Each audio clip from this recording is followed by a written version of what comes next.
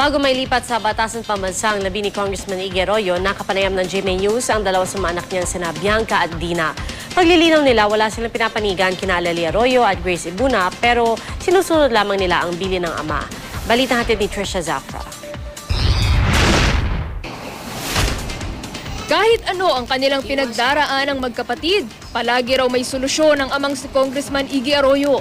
Kaya maluhaluhang ikinuwento ng panganay na si Bianca kung gaano sila nangungulila ng kapatid na si Dina sa pagkawala ng amang naging sandigan nila. This was the one thing in life I thought I wouldn't be able to handle, yung pagkamatay ng tatay ko, kasi I was really close to him. But I guess he taught me well and he raised me well kasi I'm holding up naman well and so is my sister. He really was an honorable man.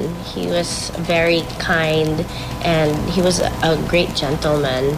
He was so loving and gentle. Maging ang kanilang mga anak, hinahanap-hanap daw ang kanilang lolo. They look for him. Yung 9-year-old ko po, nasa States. Gusto niya sanang pumunta kaya lang may pasok siya. And siya yung pinangalanan kong Ignacio.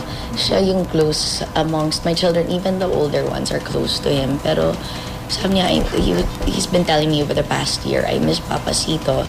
Nilinaw ni Bianca at Dina na wala silang pinapanigan sa pagitan ni Grace Ibuna at Aleli Arroyo. Sinunod lang daw nila ang hiling ng kanilang ama bago pumanaw na sa ancestral house siya iburol. He had his explicit wishes, which was, to have his way in the ancestral home, sa bahay po ng lolo at lola ko, kung saan siya lumaki, kung saan ako nakatira noon.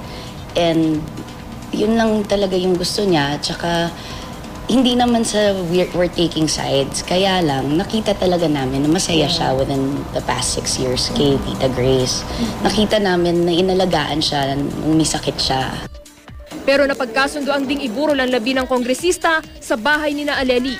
For the sake of our sister, Alelu, kasi kapatid namin din naman yun. And mahal talaga siya ng tatay namin. She attended the wakes at our ancestral home, which is also naman rin her ancestral home. She also grew up there. We want her to. We love her very much. We do. Dadalo sa necrological services sa batasan ang magkapatid na Dina at Bianca.